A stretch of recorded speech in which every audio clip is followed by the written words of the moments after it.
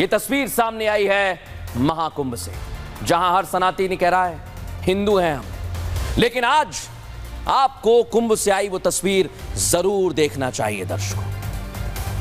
हिंदू हैं हम, हर सनातनी कह रहा है, और प्रयागराज में पहुंच रही भक्तों की भीड़ यही बात कहती है, ये हैं वो लोग, हम हिंदू हैं, हिंदू होने पर हमें गर्व है।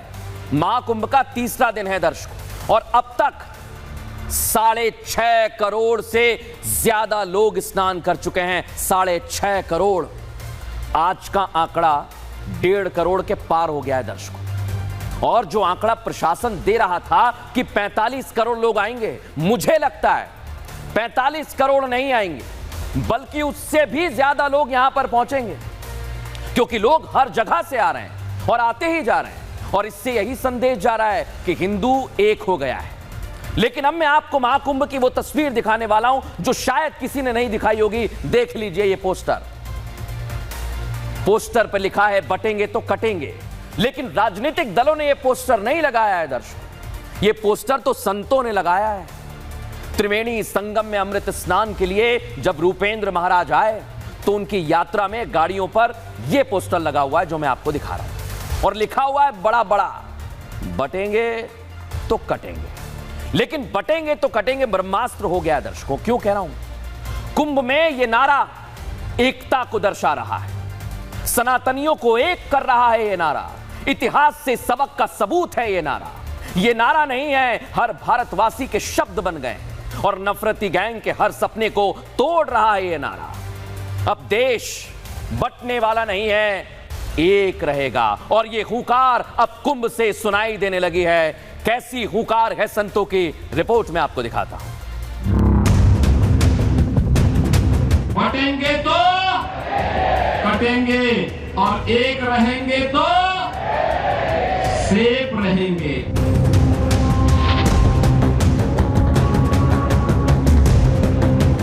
चुनावों से शुरू हुआ बटोगे तो कटोगे वाला नारा ऐसा ब्रह्मास्त्र बन गया है, जहां चलता है वहां निशाना ठीक जगह लगता है। चुनावों में पीएम मोदी और सीएम योगी के दिए इस नारे का ऐसा जादू चला कि हरियाणा, महाराष्ट्र और यूपी विधानसभा उपचुनाव में कमल खिलता चला गया। चुनाव खत्म हुए ही थे कि महाकुंभ शुरू होने की तारीख आ गई। कुंभ शुरू भी नहीं हुआ था कि डरेंगे तो मरेंगे वाला पोस्टर कुंभ से सामने आया। संदेश देने की कोशिश की गई कि बटना नहीं है, एक रहना है, और कुंभ की शुरुआत के 3 दिनों में यह दिख रहा है कि हिंदू एक हो गया है। इस बीच बटोगे तो कटोगे वाला पोस्टर फिर सुर्खियों में आ गया। पोस्टर लगाया हरिद्वार से आए स्वामी रूपेंद्र महाराज ने, वो भी अमृत स्नान के दिन, जब 3 करोड़ से ज्यादा श्रद्धालुओं ने अमृत स्नान किया। बटेंगे और कटेंगे, ये केवल हमारे लिए नहीं है, वो मुसलमान के लिए भी है, सबके लिए है।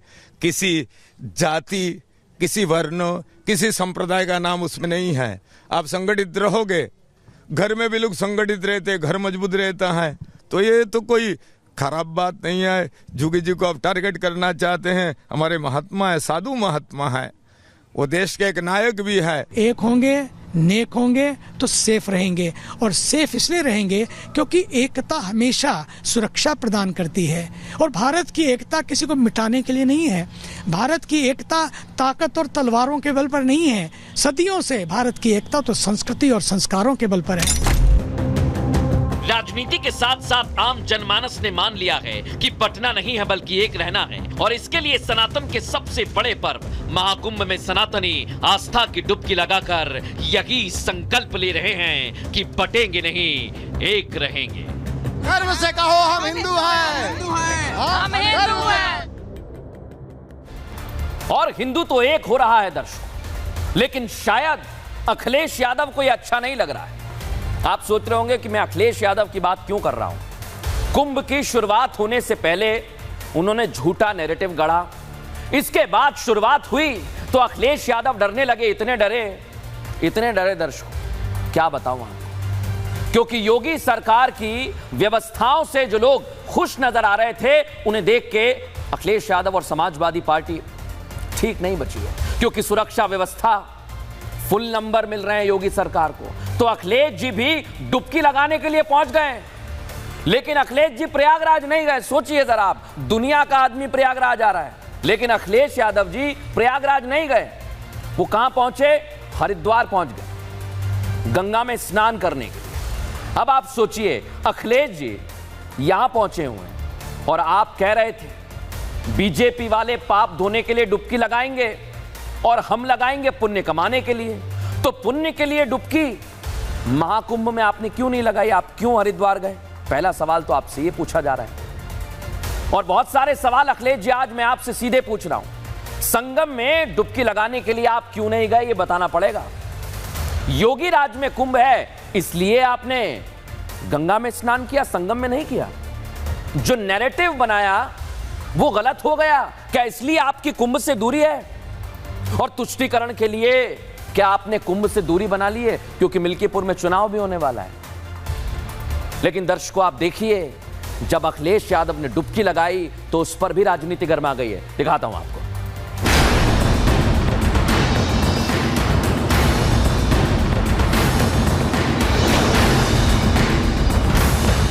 कुछ लोग गंगा स्नान इसलिए करने जाते हैं, जो पाप करते हैं अपने पाप धोने जाते हैं। महाकुंभ के बीच अखिलेश यादव ने डुबकी तो लगा ली है, लेकिन डुबकी संगम में नहीं बल्कि हरिद्वार में लगाई। डुबकी लगाई, सोशल मीडिया एक्स पर तस्वीरें पोस्ट की तो राजनीति भी होने लगी और साधु संत भी सवाल उठाने लगे। जूना अखाड़े के स्वामी उमाकांतानंद ने पूछ लिया, अखिलेश ने जो स्नान किया वो कौन सा पाप धोने गए थे? उनको खुद ही नहीं पता कि वो स्टेटमेंट क्या दे रहे हैं, क्योंकि जब खुद स्नान करने जा रहे हैं तो आप कौन सा पाप धोने गए थे? क्या आप भी पाप आपके पास भी था जो धोने आप गंगा जी में गए थे? दरअसल अखिलेश यादव ने कुंभ में डुबकी लगाने को लेकर कहा था कि बीजेपी अपने पाप धोने जाएगी तो हम पुण्य कमाने डुबकी लगाएंगे। कुछ लोग गंगा स्नान इसलिए करने जाते हैं, जो पाप करते हैं अपने पाप धोने जाते हैं। तो हम लोग पुण्य के लिए जाएंगे और दान के लिए जाएंगे। लेकिन ये दांव अखिलेश पर ही उल्टा पड़ गया। जब पहले प्रयागराज में कुंभ मेला हुए और समाजवादी पार्टी का सरकार था और यह एक मुस्लिम होम मिनिस्टर हुआ करते थे, मेला की व्यवस्था की और बहुत अच्छा काम किया। इस समय अच्छा काम नहीं हो रहा है। उस समय इतना विरोध हुआ, अखाड़ा परिषद ने उस समय बहिष्कार तक किया। उस समय उस इतिहास को उठा करके देखे, ये सबको आपको पिछले जाना पड़ेगा। किसी और का कुंभ है, किसी पार्टी का कुंभ है, जब तक हम ये देखते रहेंगे तो पार्टी पार्टीशन खड़ी करते रहेगी। और जब हम देखेंगे परमात्मा का कुंभ है तो फिर किसी निमंत्रण की आवश्यकता नहीं पड़ेगी। कौन रोक रहा है? कौन किसको पूछ रहा था यार तुम कौन हो? कुछ भी कोई आया हो, लोग कहते थे ये नहीं आ सकता, वो नहीं आ सकता, कोई पूछ रहा है क्या? सब आ रहे हैं, सब स्नान कर रहे हैं, ना गंगा जी ने पूछा। अखिलेश खुद को सनातनी बताने की कोशिश में लगे हैं और बीजेपी उन्हें निशाने पर ले रही है। और सवाल यही है कि रात के अंधेरे में स्नान करने के पीछे क्या तुष्टीकरण है? अखिलेश यादव जब रोजा अफ्तार कराते थे तो लखनऊ में खुलेआम करते थे, दिन के उजाले में करते थे। और जब माँ गंगा का स्नान करना हुआ तो कुंभ प्रयागराज में हो रहा है और स्नान करने रात के अंधेरे में हरिद्वार में चले गए। जनता सब समझ रही है। यहाँ सभी आते हैं, बड़े श्रद्धा भाव से आते हैं, भावना से आते हैं। ये जो भावना है, श्रद्धा है, उसको समझने की आवश्यकता है। वो जिस दिन समझ जाएंगे उस दिन सब कुछ भला हो जाएगा। खैर, अभी तो महाकुंभ में 42 दिन का समय है। अभी अमृत स्नान भी बाकी है और मुख्य स्नान भी बाकी है। हो सकता है कि अखिलेश डुबकी लगाने के लिए संगम नगरी भी पहुंच जाए। एक तरफ अखिलेश यादव की नजर कुंभ पर है तो दूसरी तरफ है संभल पर। लेकिन संभल में बुलडोजर का खौफ इतना है कि भू माफिया वहां से भाग गए। लेकिन आज मैं आपको एक्स्ट्रा रिपोर्ट दिखाने वाला हूं दर्शकों। संभल के जो भू माफिया हैं वो आज कांप रहे हैं, उनका दिल धक धक कर रहा है। और उसका कारण आपको पता है? उसका कारण कौन है? उसका कारण है सीएम योगी आदित्यनाथ।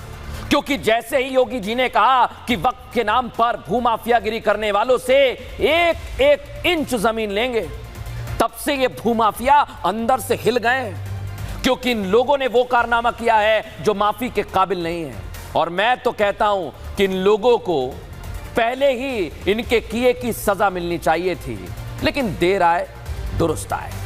46 साल पहले जिन हिंदुओं को यहां से भगाया गया था, उनको अब योगी का प्रशासन वहीं पर बसा रहा है। देख लीजिए तस्वीर, ये जमीन इन हिंदुओं की है। जिस पर मुस्लिम भूमाफियाओं ने कब्जा कर लिया था।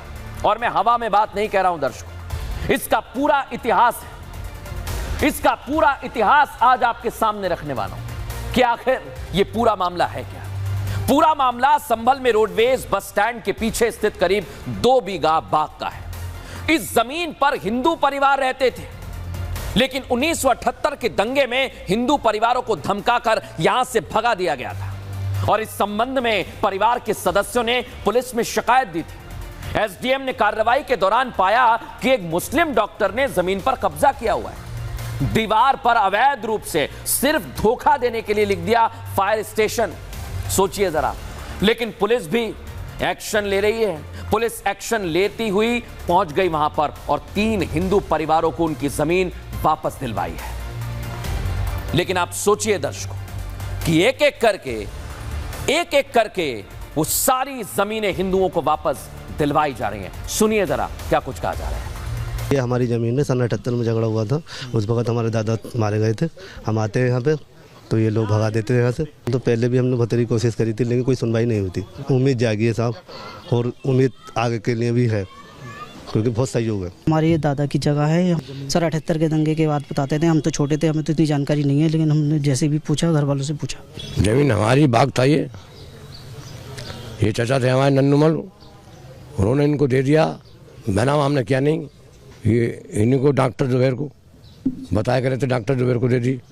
वो हमने कोई इसमें बैनामा नहीं किया है, छोड़ दी गई ऐसे ही।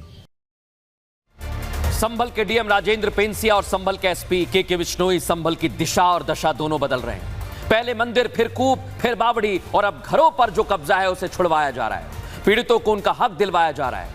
संभल में आज 6 जगहों का दौरा किया गया। लाइन से अतिक्रमण करने वालों को चेतावनी दे दी है। कब्जा करने वालों के घरों और दुकानों पर नोटिस भी लगा दिया है कि सावधान रहिए, नहीं तो सारा कब्जा छुड़वा लिया जाएगा। सुनिए जरा। जो ऑलरेडी हमारे पास एक नजरी नक्शा है, उसके अंदर बना हुआ है कि जो रोड है वो लगभग 30 फीट चौड़ी है और वर्तमान में जो रोड है वो 7 से 8 फीट है, बड़ी मुश्किल से। इसलिए हमने उनसे रिक्वेस्ट भी किया और अभी एसडीएम की ओर से नोटिस भी जाएगा कि जो अपना अतिक्रमण और रास्ते पर जो अतिक्रमण कर रखा है और अवैध निर्माण है उसे ध्वस्त कर लें। देखा दर्शकों आपने, लेकिन संभल की सर्जरी लगातार जारी रहेगी। बहरहाल वक्त हो गया एक छोटे से ब्रेक का।